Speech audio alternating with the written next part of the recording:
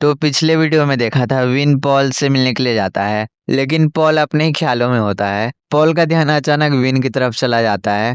Win तुरंत sir झुकाकर बोलता है, हेलो सर। पॉल को ये थोड़ा अजीब लगता है। वो हल्का सा हंसता है और कहता है, सर मुझे बस पॉल बोलो। फिर अपने आसपास मौजूद मैजिक के हाथों की तरफ देखकर कहता है, सॉरी उन हाथों के लिए, मैं थोड़ा अपने ही ख्यालों में खो गया था। पॉल फिर विन से कहता है, वैसे भी तुम कल वाली बात भूल सकते हो, अब तुम्हें मेरी मदद करने की ज़रूरत नहीं है। लेकिन विन तुरंत मना कर देता है। विन की सिंसियरिटी देखकर पॉल आखिरकार मान जाता है। फिर विन कैजुअली पूछता है, वैसे जिस लड़की की तुम बात कर रहे थे वो स्कूल से है क्या? पॉल जवाब देता है, मैं उसे सिर्फ उसकी वर्क प्लेस से जानता हूँ। वो एक वेट्रेस है, इसलिए मुझे यह भी नहीं पता कि मैं उससे नॉर्मली कैसे बात करूँ।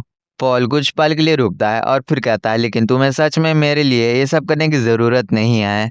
मुझे रियलाइज़ हुआ था कि मैं सिर्फ सेल्फिश बन रहा था और इसी वजह से वो चला गया। विन कुछ पल सोचता है, फिर कहता है, सॉरी अगर मैं रूड लग रहा हूँ तो, लेकिन क्या हो अगर तुम भी उसी जगह पर काम करना शुरू कर दो जहाँ पर वो लड़की काम करती है। पॉल एकदम चुप हो जाता है, फिर उसकी आंखों में अचानक चमक आ जाती है और कहता है, तुम तो जीनियस हो। सीन होली कैफे में शिफ्ट होता है। विन वहां पर काम कर रहा होता है और मन ही मन सोचता है, आखिरकार थोड़ी शांति मिली। और पॉल को मेरा आइडिया सच में पसंद आ गया। अभी सब कुछ खत्म नहीं हुआ। एक चांस है कि मैं अपनी नॉर्मल जिंदगी वापस पा सकूं। लेकिन तभी पॉल कैफे में आ जाता है। वो सीनियर स्टाफ मेंबर के पास जाकर पूछता है कि क्या वो यहाँ काम कर सकता है। विन दूर से छुपकर उसकी बात सुन रहा होता है। सीनियर स्टाफ मेंबर पॉल से पूछती है, अच्छा ठीक है, तुम्हारे पास अपना रिज्यूम है? पॉल थोड़ा ऑकवर्ड हो जाता है। वो कहता है, सॉरी ये पहली बार है जब मैं जॉब ढूंढ रहा हूँ, मुझे नहीं पता था। फिर जल्दी से कहता है, लेकिन मैं बहुत जल्दी सीखता हूँ, मुझे यकीन है कि मैं ज़्यादा परेशानी नहीं दूंगा। सीनियर स्टाफ मेंबर कुछ सोचकर कहती है, ठीक है सुनो, मुझे ये कहते हुए बुरा लग रहा है, लेकिन हम असल में एक्सपीरियंस लोग ढूंढ रहे हैं। विन अभी भी छुपकर सब देख रहा होता है। तभी एलिना वहां आ जाती है। वो सीनियर स्टाफ मेंबर से कहती है, अरे इतना स्ट्रिक्ट मत बनो उसके साथ। और क्लॉज के जाने के बाद वैसे भी हमें एक्स्ट्रा हैंड की ज़रूरत है। लेकिन सीनियर स्टाफ मेंबर अभी भी बात नहीं मान रही होती। एलिना तुरंत कहती है, चिंता मत करो, मैं इसे हैंडल कर लूंगी, मुझे कोई प्रॉब्लम नहीं होगी। सीनियर स्टाफ मेंबर आखिरकार मान जाती है, अच्छा तुम संभालोगी तो ठीक है। फिर पॉल की तरफ देखकर कहती है, सुना तुमने यंग मैन, तुम इसका एहसान मान सकते हो। लेकिन तभी भी इन बीच में बोल पड़ता है, तुम्हारे चेहरे को क्या हुआ? सीनियर स्टाफ मेंबर उसकी बात सुनकर भड़क जाती है, क्या तुम हमारा मजाक उड़ा रहे हो? अगर मैं तुम्हारी जगह होती तो मैं, लेकिन विन उसको रोक देता है और कहता है, नहीं रुको। वो ध्यान से पॉल के चेहरे को देखता है और कहता है, ये होश में नहीं है। दूसरी तरफ सीन एक बार में शिफ्ट होता है। वहां एस्टेरोथ अकेले बार में बैठकर ड्रिंक कर रहा होता है। उसके पास बैठा एक आदमी सूसी उससे कहता है, मैंने सुना था कि तुम्हें हाल ही में इंसानों की दुनिया में समन किया गया था। एस्टेरोथ का मूड तुरंत खराब हो जाता है और उसे कहता है, उसके बारे में बात मत करो, वो तो जीते जी नर्क था। सूसी मजाक उड़ाते हुए हंसता है और कहता है, अरे हम तो पहले से ही नर्क में हैं। एस्टेरोथ उसकी तरफ घूरता है। सूसी की हंसी तुरंत रुक जाती है और उससे माफी मांगता है। एस्टेरोथ फिर अपनी बात जारी रखता है, लेकिन सच बताऊं तो मेरा कॉन्ट्रैक्ट अभी खत्म नहीं हुआ है। ये पूरी सिचुएशन मुझे पागल बना रही है सुशी। यहाँ कुछ ना कुछ जरूर गड़बड़ है। एस्टेरोथ की आवाज गंभीर हो जाती है, एक अकेला इंसान मुझे समन करने के लिए काबिल नहीं होना चाहिए था। और मुझे यकीन है कि उसके फादर भी किसी न किसी चीज के पीछे हैं।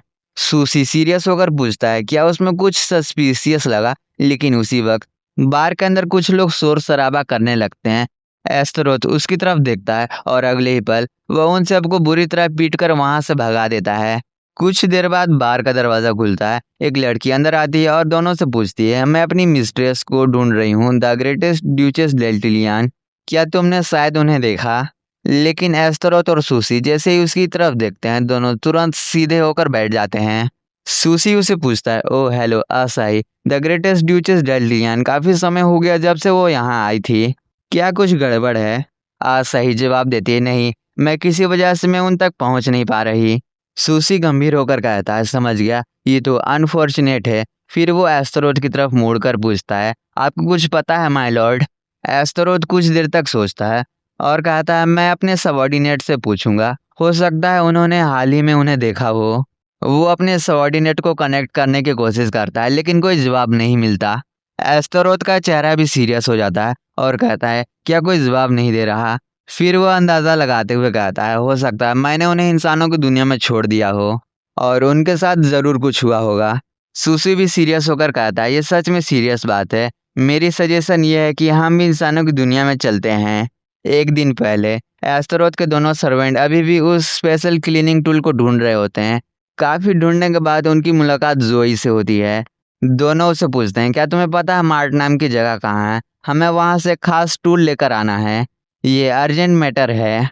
जोई कुछ जवाब देती है, उससे पहले उसके साथ मौजूद एक लड़की बोल पड़ती है, क्या चल रहा है जोई? फिर वो दोनों सर्वेंट की तरफ देखकर कहती है, इन अजीब लोगों को इग्नोर करो, हम लेट हो जाएंगे।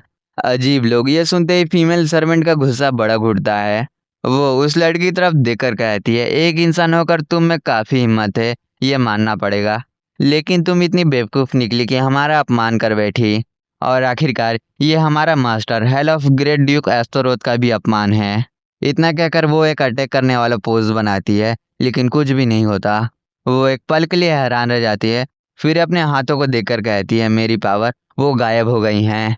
वो सिचुएशन को समझने की कोशिश करती है, क्या ये इसलिए है कि क्योंकि हम इंसानों की दुनिया में हैं? उधर वो दूसरी लड़की जोई को लेकर वहां से जाने लगती है। फीमेल सर्वेंट अपनी हार मानकर आखिरी बार पूछती है, कम से कम हमें बता तो दो कि मार्ट कहाँ है, हमारा एक मिशन है। वो लड़की बिना कुछ कहे बस अपने बगल की तरफ इशारा करती है और वहाँ बिल्कुल सामने मार्ट होता है।